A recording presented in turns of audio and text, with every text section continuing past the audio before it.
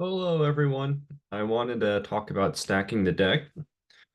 And what I mean by this is one of my favorite quotes on strategy is if you have a fair fight, then it means that your strategy stinks. So one of the things that we're going to talk about is a two-part series on stacking the deck. Number one is about propensity scoring, and then number two is about intent data.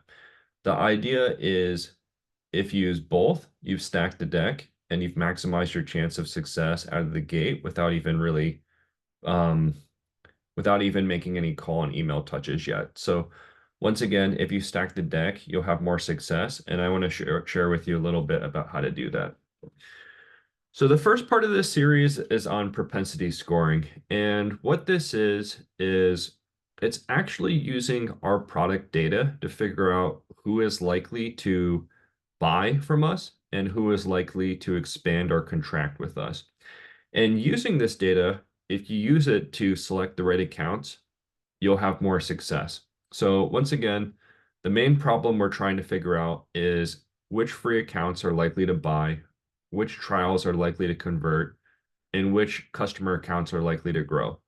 And propensity scoring is a score where we actually answer these questions. So a little bit more about these scores. For free SaaS, it's scored monthly. For trials, it's scored daily. And these are the main two that we look at.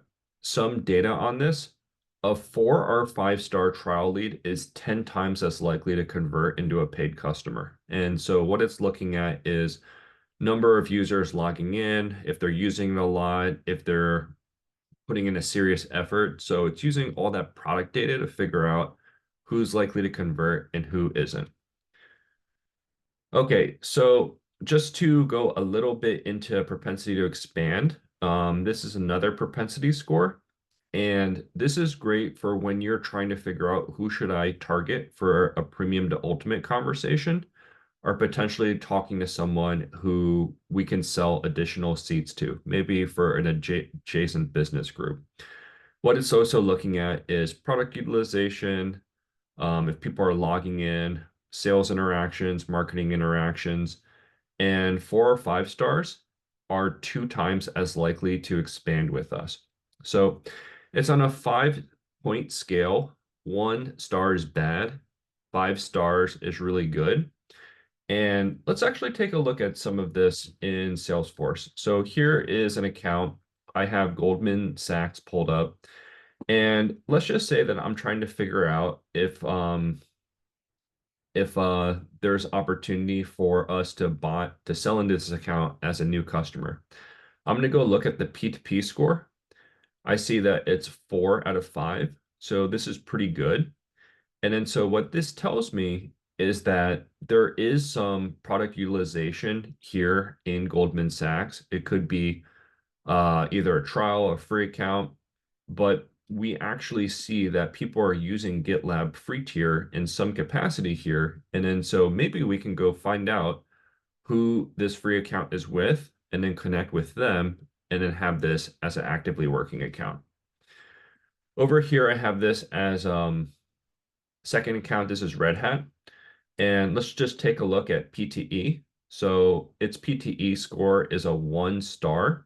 And so basically what that means is this account, if I'm trying to do a premium to ultimate upsell conversation, it's probably not that fruitful of an account. And then so I should probably select a different account if I'm trying to do a premium to ultimate conversation here.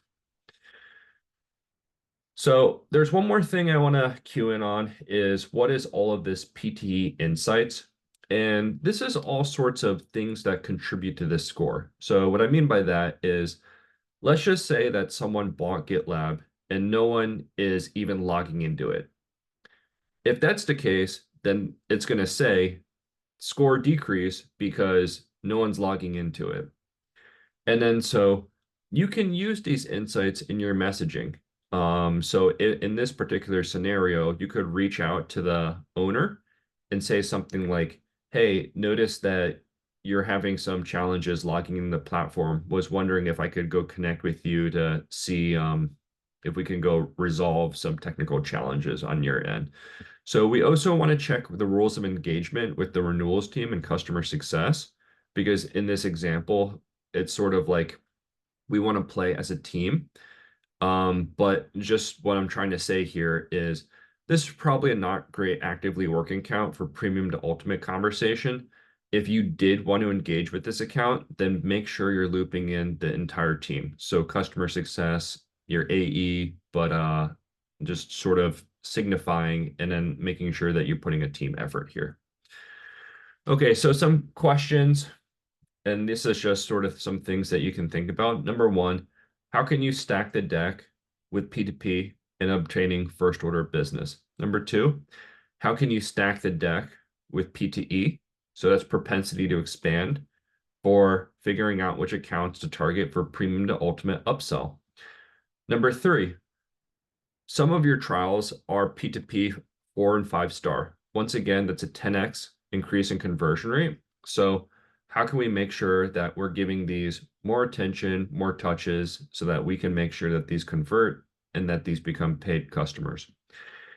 And in summary, this is our first part of our series on stacking the deck.